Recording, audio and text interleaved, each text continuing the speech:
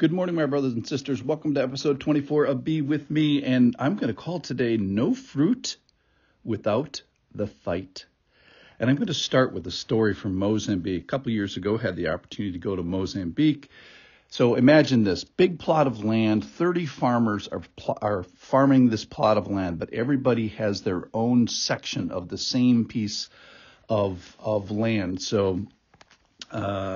So they knew whose garden part was better than the next person. So the harvest had been gathered over a number of years, and so these people were very experienced. The best farmers in Mozambique were in this plot of land. And so I'm standing in front of these 30 farmers, most of them women, and I asked the question, I said, who's the best farmer in Mozambique? And 29 people take their finger and they point to this one person, this lady. I wish I remember her name. And I said to her, that's amazing. Everybody agrees you're the best farmer in Mozambique. Why are you the best farmer?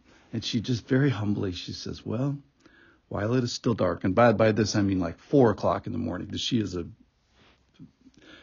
I would drag, bags of manure from the village into the field, and I would work it into the soil, and then as soon as it was light, I will pick the bugs off all the leaves of all my plants, and all day long then I will be tending and watering and fighting, doing this battle in the field. It's like, this is the most amazing story. And everybody, the whole crowd, all the 29 other people are all nodding their head. Yep, that's exactly what she does. She does this. And so then they would quantify at the harvest time. They would quantify, well, how many mangoes did you get? How many tomatoes did you get from so they all have the same plot of land. And she would sort of win the prize. Well, why is that? So everybody wants to win the prize. But the question is, do you want to fight and get up in the middle of the night and drag bags of manure? So here's the saying for today is you don't get the fruit without the fight.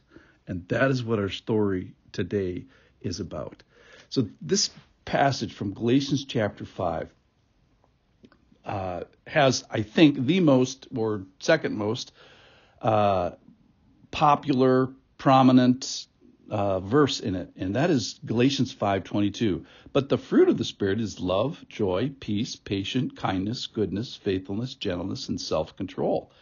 It's like everything's in there but the kitchen sink and rainbows and puppies. But the context that passage is in is one of opposition and fighting and not gratifying, and basically a war that's happening, a fight that you have to do to get the fruit, if you will. So we all want to say, oh, who doesn't want love, joy, peace, patience, etc.? But who wants what you have to do to get there, which is you have to work against the flesh. You have to oppose things. You have to work that is against which you desire, and keep from doing things you want to do and not gratifying the desires of the flesh. Basically, what Paul is saying to the Galatians is to get the fruit, you have to weaponize the Holy Spirit for this war. So yesterday we asked, well, why didn't God just take you out of the war? So the moment you become a believer, that poof, you get relief of all temptations and all desires of the flesh. Well, that's not the way God designed it. He leaves us in the war.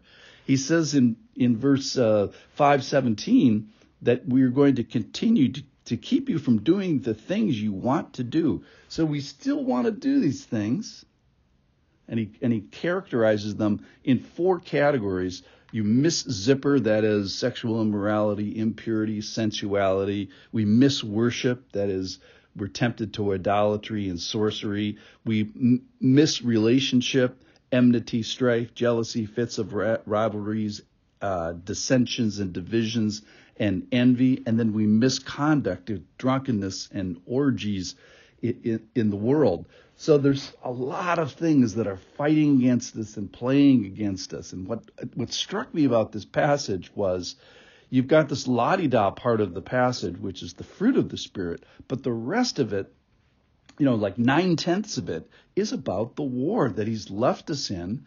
But he hasn't left us without weapons. He's given us the weaponized Holy Spirit to help with all these things. So I think the desire that a lot of people have, well, I want to have these great rainbows and puppy characteristics of the Lord. Really? Well, do you want to oppose the things that need to be opposed? Do you want to be against the things that need to be against? Do you want to fight the war, if you will? So again, the big tagline on is you don't get the fruit without the fight. It's not an escape from the battle. It's actually a call to the battle. And he uses some nice words for it. He talks about walking with the Spirit and living by the Spirit. Helping with the battle is basically walk the war, walk with the Spirit, live the war, live by the Spirit. Those are very similar things that I think he's saying. So today, there's no fruit without the fight.